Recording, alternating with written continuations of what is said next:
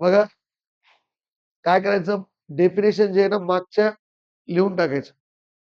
हां, त्याच्यात मागच्या डेफिनेशन लिहून टाकायचे. हां, तर आता नीट बघा मित्रांनो.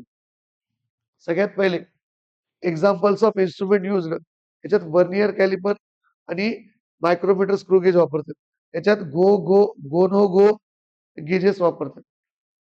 हां, गेजेस फक्त चेक करून पाहायचं. ओके का नाही? समजलं? आता मला सांगा मित्रांनो, स्किल्ड वर्कर कशात लागल? व्हेरिएबलमध्ये लागल का ॲट्रिब्यूटमध्ये लागल?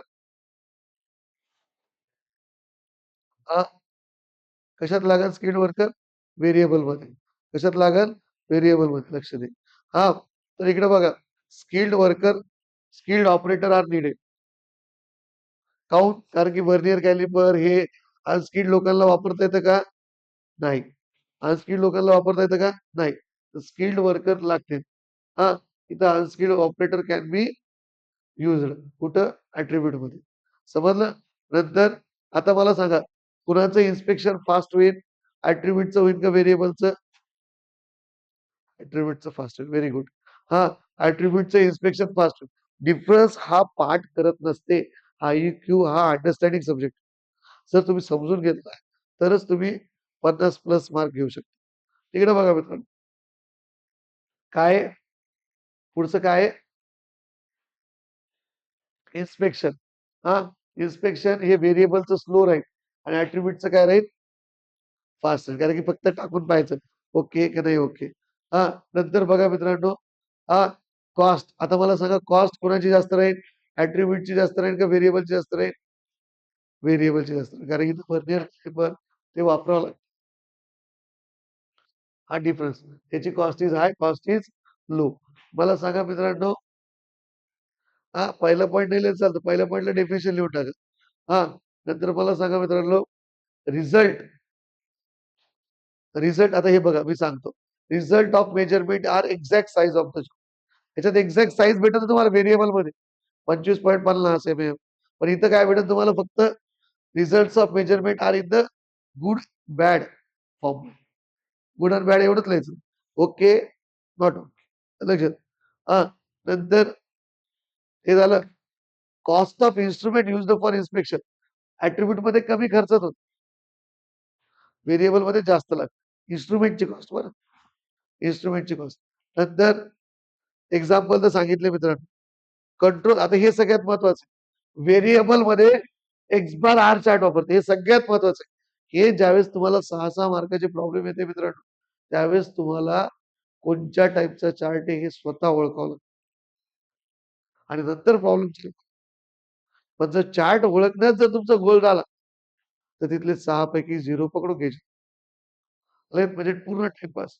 तुम्ही जर प्रॉब्लेम दुसऱ्या चार्ट दिलेला एक्स बार आर चार्टचा तुम्ही पीनी सोडवलं तर 0. पी दिलेला आहे एनपीने सोडवलं 0.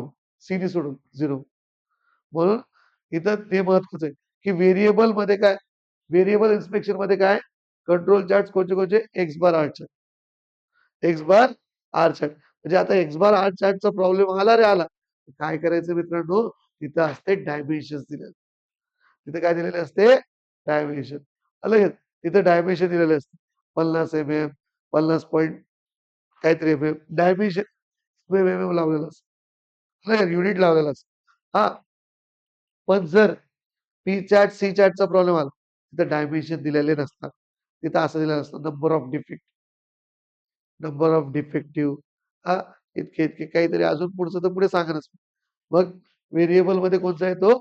एक्स बार आर चार्ट आणि कंट्रोल चार्ट्स कशामध्ये? ॲट्रिब्यूटमध्ये कोणता येतो? पी आणि सी चार्ट. हे तिन्ही चार्ट आपल्या सिलेबसला आहे. आणि या 3 चार्टपैकी 2 प्रॉब्लेम फिक्स येते 6-6. आलं लक्षात? समजलं? नंतर बघा मित्रांनो पुढचं.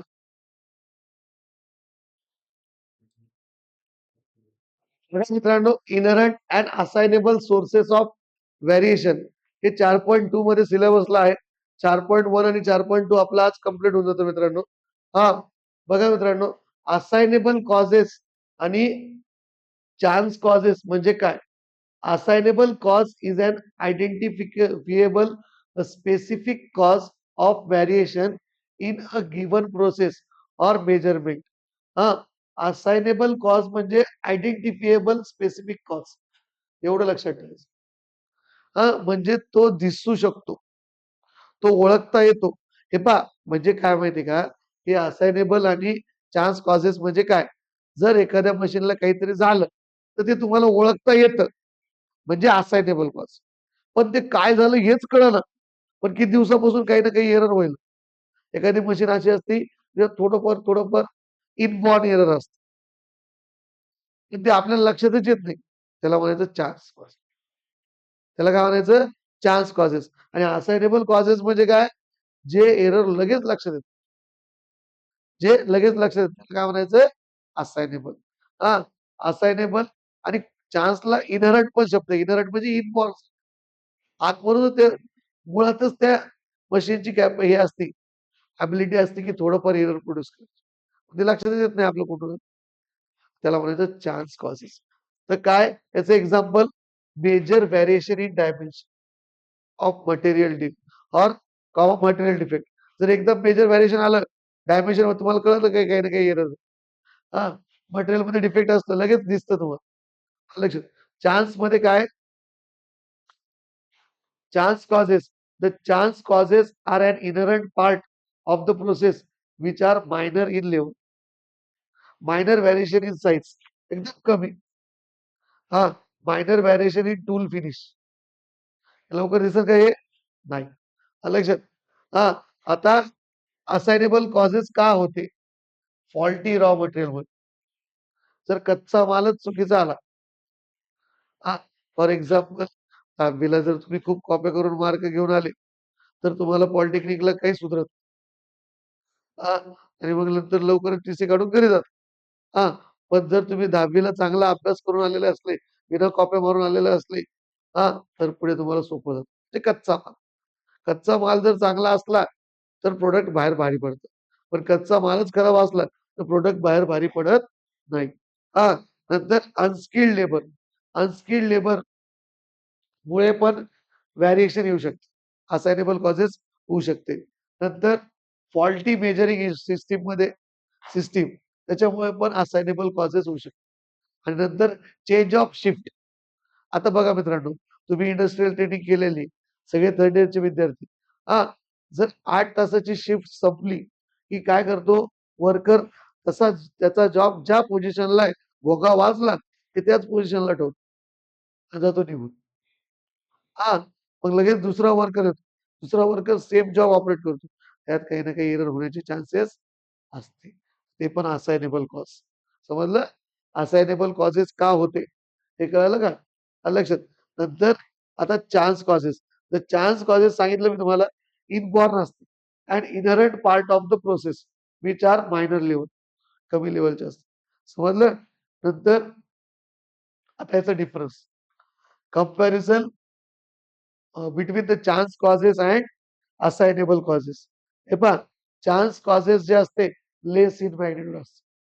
त्याचं जे मॅग्निट्यूड असतं, म्हणजे त्याचं प्रमाण जे असतं खूप कमी असतं. समजत नाही. पण व्हेरिएबल आपलं ह्याचं असाइनेबल कॉजेसचं जे प्रमाण असतं ते काय असतं, जास्त असतं. बघा, सिलेबस चेंज झाल्यामुळे मागे काय आलं त्याचा विचार नका करू. सिलेबस कंटेंट व्यवस्थित करा. आलं लक्षात. सिलेबस चेंज म्हणजे थोडाफार चेंज आहे. Assignable causes are greater. Assignable causes are greater. नंतर chance causes result in minute amount of variation. Chance causes मध्ये एकदम खूप खूप कमी अमाउंट ऑफ व्हेरिएशन असते. हां, एक्झाम्पल हे वेगवेगळं लिहा तुम्ही. Example, small variation in a lot of raw material. खूप मोठ्या रॉ मटेरियलमध्ये उगं थोडं स्मॉल. हां, स्मॉल व्हेरिएशन इन मशीन. आता इथं it results in large amount of variation. Batch of defective raw material. पूर्ण बॅचची बॅचेस डिफेक्टिव्ह. आलं लक्षात. नंतर faulty setup of new operator. Faulty setup. हां, फॉल्टी सेपरेटर किंवा न्यू ऑपरेटर आला. आता chance variation can not be eliminated from the process. They are difficult to detect. त्यांना ओळखणंच अवघड आहे. मग त्यांना कमी करणं तर अवघडच राहणार. लक्षात. पण these causes are can be detected and action for the elimination can be taken. हे ओळखता येते म्हणून हे डिटेक्ट पण करता येते. त्यांना आपलं डिटेक्ट करता येतं म्हणजे ओळखता येते. त्याच्यावर ऍक्शन पण घेता येते कमी करण्यासाठी. समजलं? नंतर बघा मित्रांनो, chance causes follows the statistical loss. हे रट्टा म्हटलं. स्टॅटिस्टिकल लॉ फॉलो करते, हे स्टॅटिस्टिकल लॉ फॉलो करत नाही. हे झाला डिफरन्स. समजलं? 2 व्हिडिओ बघून घ्या मित्रांनो. पहिल्या व्हिडिओमध्ये थोडा मेन मुद्द्यावर स्टॉप झालता, पण तो दुसऱ्या व्हिडिओमध्ये आहे. नीट बघून घ्या. धन्यवाद मित्रांनो.